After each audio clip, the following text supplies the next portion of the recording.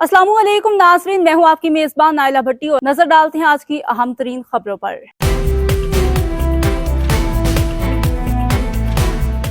इमरान खान अमरीका के लिए खतरा है। अमरीकी अखबार ने नौमंतखब अमरीकी सदर को खबरदार कर दिया। हफ्तवार मैगजीन वॉशिंगटन एग्जामिनर में शाया होने वाले एक मजमून में डोनाल्ड ट्रंप को मशवरा दिया गया है कि वो बानी पाकिस्तान तहरीक इंसाफ की सियासत से दूर रहें। साबिक वजीर आजम इमरान खान ने 2.5 साल कबल सियासी मफाद हासिल करने के लिए अपनी हुकूमत मुखालिफ साजिश का इल्जाम अमरीका पर डाल दिया था। इससे ताल्लुकात में बिगाड़ आया। माजी में वो तालिबान की हिमायत कर चुके हैं, यहाँ तक कि अलकायदा के सरबरा उसामा बिन लादेन के किरदार को भी सराहा है। मजमून के मुताबिक इमरान खान की सियासी हिकमत अमली अमरीका दुश्मनी पर मबनी है और बानी पीटीआई की शख्सियत पर एतबार नहीं किया जा सकता।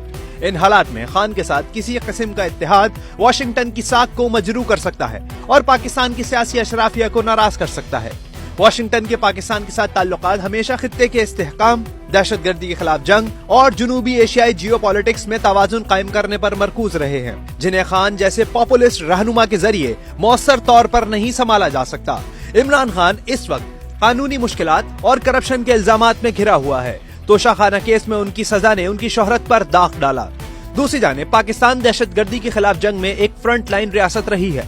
9/11 के बाद से पाकिस्तान ने इंटेलिजेंस और ऑपरेशनल मदद फराहम की और इसके साथ इत्तेहादी ताल्लुकात की कोई दूसरी मिसाल नहीं मिलती।